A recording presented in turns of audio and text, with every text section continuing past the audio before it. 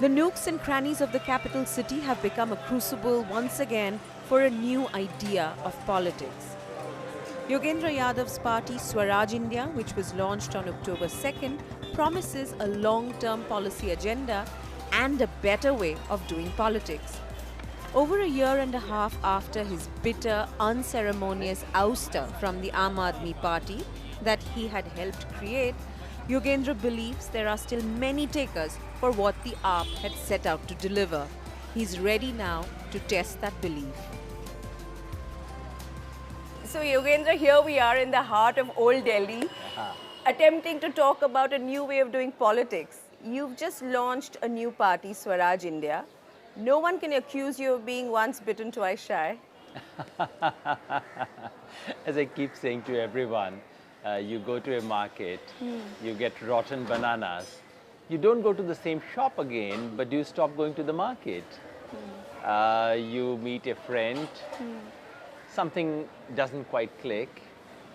You don't stop making friends in life.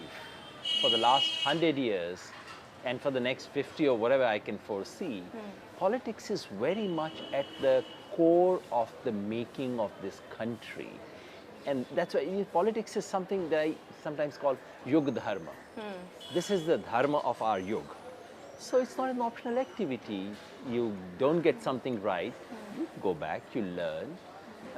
You come back and try and do better. You try and do something which is long term. So what is the mood of the nation that you feel you're getting to piece together as a result of this time that you've spent journeying across these places, listening to people, just observing what is happening? What is the mood of the nation at the moment? Our economy has improved, looks up, getting transformed. Our society is opening up, but our politics remains a black box. And the mood that you see in outside few metropolitan islands and even within those metropolis, if you don't look at those fancy places in Delhi, but if you look at these ordinary places, if you don't look at those beautiful monuments, but look at the life below that, there is a sense of expectation, but there's also a sense of despair, anxiety. In rural India, I mean, the extent of rural distress is something we sitting in urban India have no idea. And for the lower classes in urban India, situation may not be as bad as in rural India, but there is a sense of unfulfilled expectations. It's not that there is no aspiration. There is an aspiration in rural India today. There is an aspiration in among the lowest classes in urban India. But it's an aspiration of a different kind, an aspiration which has not been met. It may have been met for people like you and me in the last 20 years, but their aspirations have not yet been met. And they keep investing their hope in this hero first, another hero next time. But there is a sense of unmet expectations. There's an anger, unease about it. It's interesting your use of the word hero. Is that what political leaders are expected to be? That's what we Indians make them into. I keep saying to people, just the other day there was this meeting that I went to, and they sang such paeans to me, you know, attributed me with all the virtues that I know I don't have.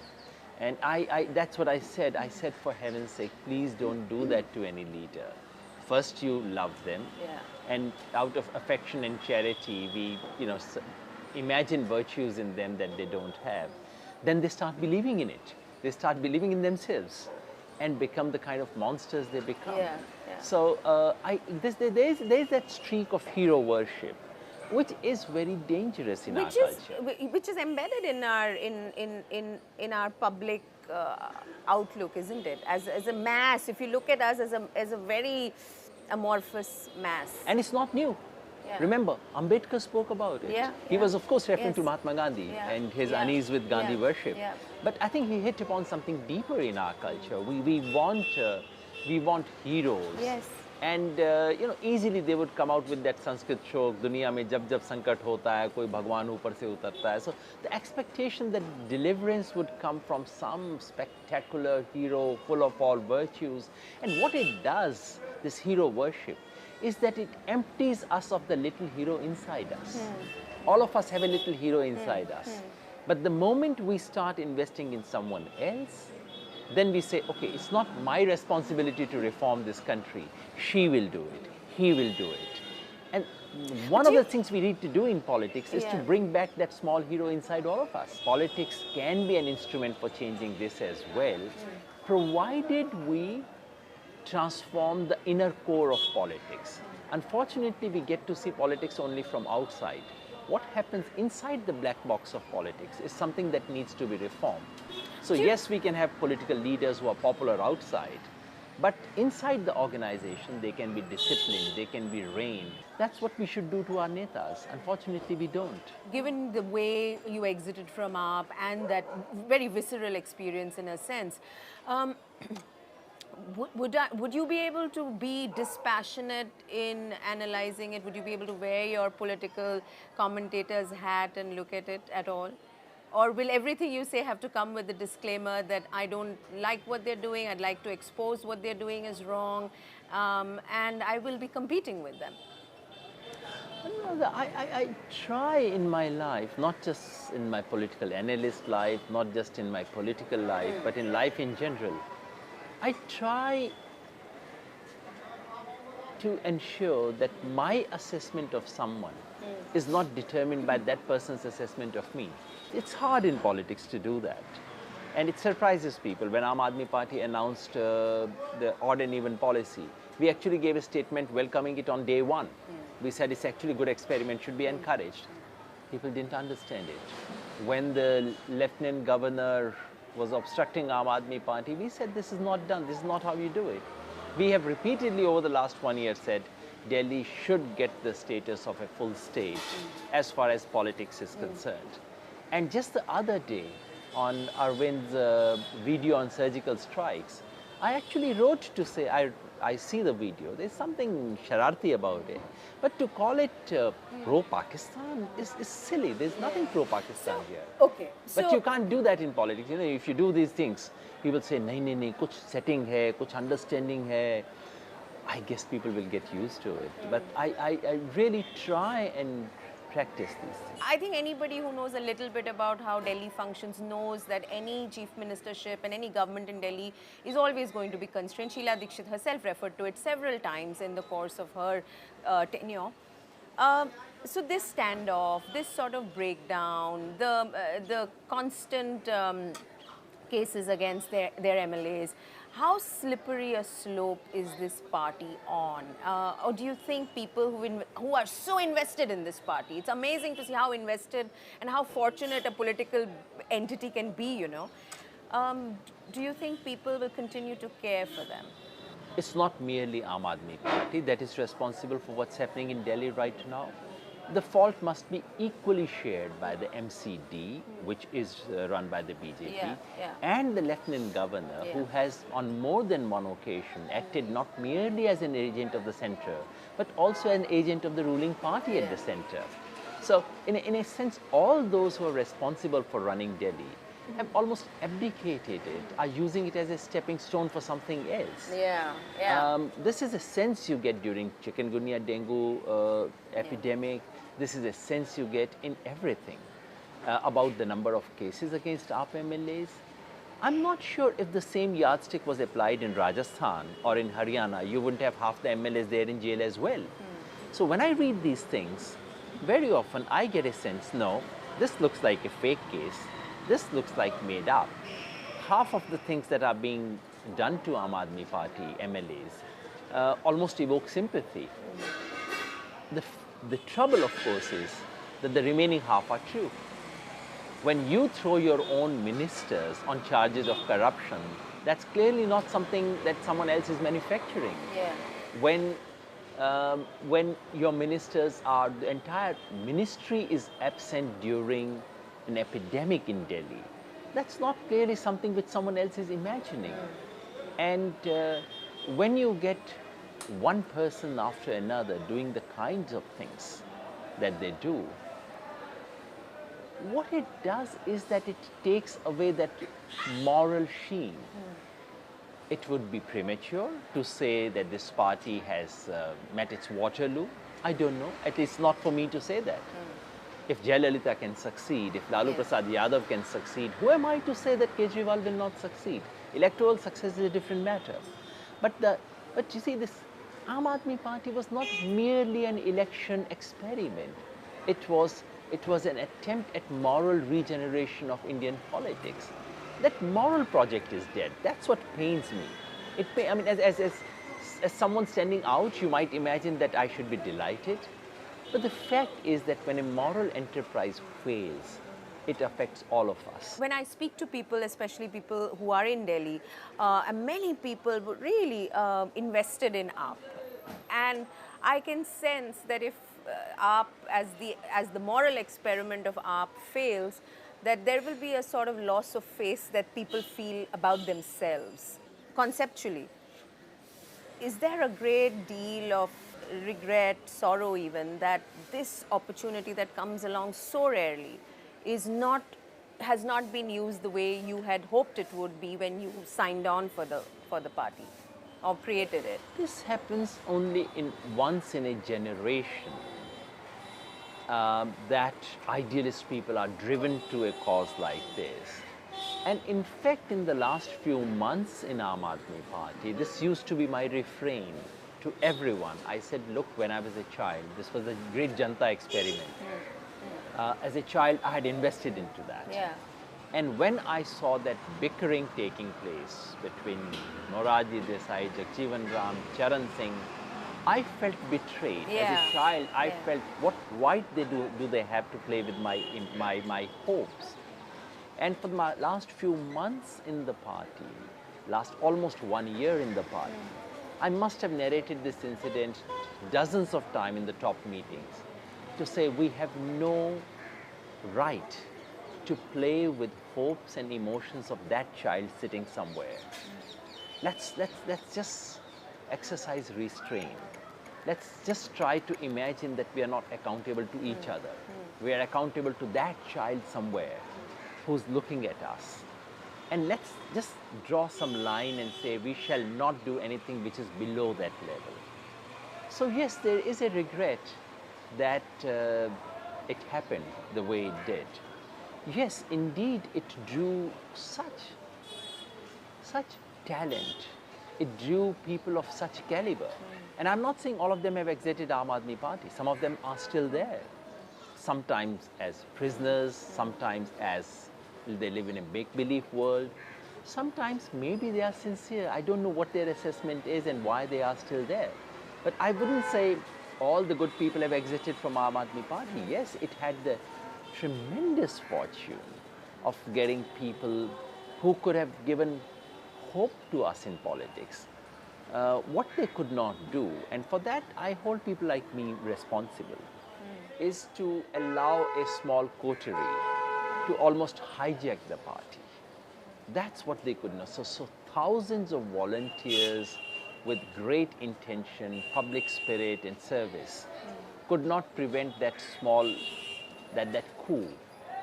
coterie hijacking it.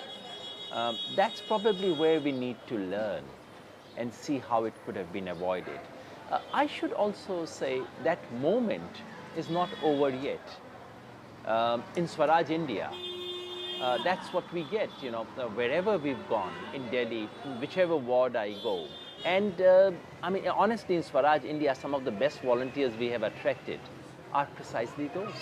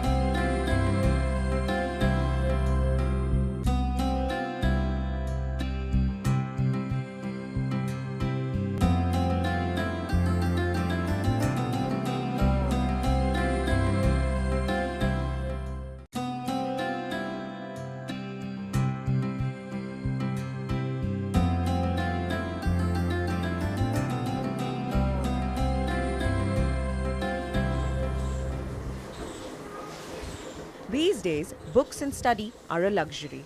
The priority now is to work on social campaigns, raise funds, and chalk out electoral strategy. Yogendra Yadav says Swaraj India will take small but solid steps as it starts out. One of the biggest challenges, though, may be to counter the cynicism that many feel about AAP. For you personally, it is not an option to do something else. You know, they very often tell me you were on television, you used to do sephology, अच्छी भविष्यवाणी करते थे, why get into this mess? What they don't see is that this is actually what I always wanted to do with my life. I used to say that. No one believed me in those days. I said that I'm not comfortable forecasting the future. If I can in any small way make that future, I'd much rather do that. Personally, yes, it's been tough. It's been tough for my family, tough for our family finances, tough for my kids. That's, yes, it's been tough. But that's not, because it's not, I cannot say to the entire world that politics is Yug Dharma and not practice it. And say it's Yug Dharma for you, but not for me. I mean, how can you do that? Do you feel confident enough as you set off with the Swaraj India journey, that that you will not be accused of being this idealist professorial person who the real place can't accommodate? I cannot say this will not happen. Leaders ought to be questioned. Leaders ought to be answerable. And yes, there is always an expectation of success, which is a legitimate expectation. A politics which is merely virtuous and not viable is not politics. And the real challenge in politics is to keep virtue and viability together. Will you be able to make the compromises required to be viable? Because isn't that negotiation of how much you can give and how much you can take, even in the idea space, forget the reality of Indian politics and the money and you know all the barters of power and influence. I'm saying even in the idea space, how much of negotiation and compromise can Yogendra Yadav make? Or is willing to make? Politics is about compromise. Yes, it is. It's about listening to someone But else's that's what opinion. AAP did and got 67 out of 70 seats, isn't it? You weren't prepared to make it. When we say compromise, there are two different things that we have in mind. One is to say, I listen to someone else's opinions and I say, okay, that's maybe not my opinion, but since we have to work together, I'm willing to move. Right. On ideas, we should make compromise. Yeah. The old kinds of ideas that many of us came from, they need not be replicated. We cannot expect them to be played out. Yes, we need to compromise. It's quite another thing to say that I compromise with the core principles and values of what I stand for. It's quite another thing to say that I talk about honesty outside and bring in a smuggler inside, bring in a property dealer who I know has made 700 crore rupees and prevent you from asking questions about it. That's not compromise. That's downright unprincipled. That's downright hypocrisy. And I think that's the important thing to realize, that politics requires you to work with people who have different opinions, who may not be your kinds of persons, who may not follow your kinds of principles, but you draw your line somewhere and say, I shall not cross that line, even if it means being less viable, even if it means being less successful. Because in the last instance, success is for something. Yeah. Success cannot be an ideal by itself. You succeed in order to do something. And if the success takes you away from that something, Then you clearly say, look, I don't want that success. You have to say that. Every big leader in this country, in the world, has always said no to certain kinds of successes. The other thing I wanted to talk to you about was the amazing lack of grace today in public life, in politics, in the media, in our communication with each other in the public space. What do you What is the reason for this, you think? There's something pathological about our public life in general. There is this culture on the street. It's not in homes, it's not in our social life, but there is this culture on the street, in our social media, in our political universe, and somehow everything feeds into the other. My colleagues often say this to me. आप इतनी अच्छी बातें कहते हैं, कौन cover करेगा?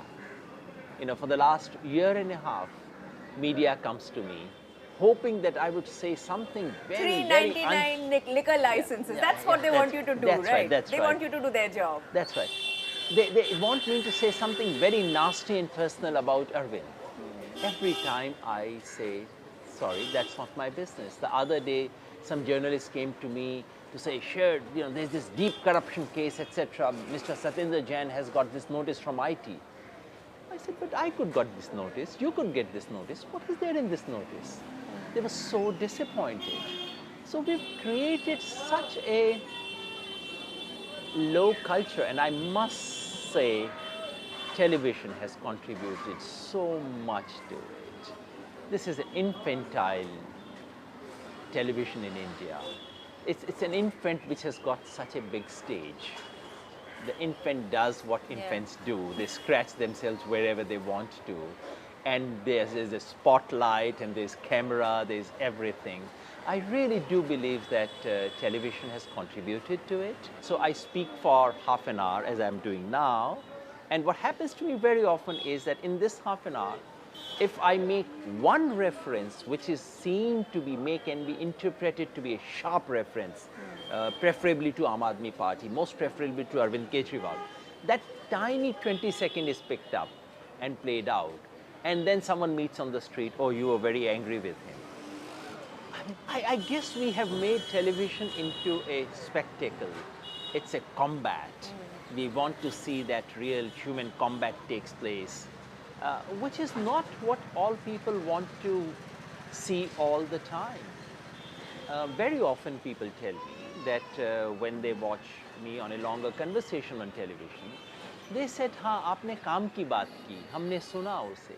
Somehow I feel there is an audience out there. I definitely hope so. But I definitely hope so. In 2016, what will give you the impetus? What will give Swaraj India the sentiment that it needs to be able to reach out with this new political thought? It's very simple. The very idea of India is under threat today. The idea of India is not just the geographical boundaries of this country called India. The idea of India is the idea of a democratic India, a diverse India, and an India where development is for the last person. All these three ideas are under challenge like never before. We sit now in front of Jama Masjid. It is true that minorities have faced all kinds of difficulties in this country, as they do everywhere in the world. But it's never been this bad. The idea of a country where minorities are safe, live a dignified life, where Dalits live a dignified life, a country where diversity is not just tolerated but celebrated, is under threat like never before. Where the idea of democracy is not respected. All democratic institutions are being eroded one by one. A country which is being run so brazenly for the top 1%, or maybe I should say top 0.0001%, like never before.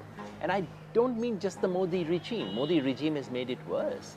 But the political establishment of this country is moving so far away from the basic ideals that form these are the pillars of the Republic of India. They are under threat.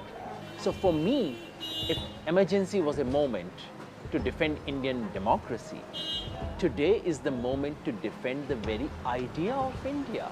That's why you do politics. That's why you need to invest. That's why you cannot sit back home. Yogendra, I wish you a lot of good luck. Indian politics has space for a gentleman, and we've got it. Thank you.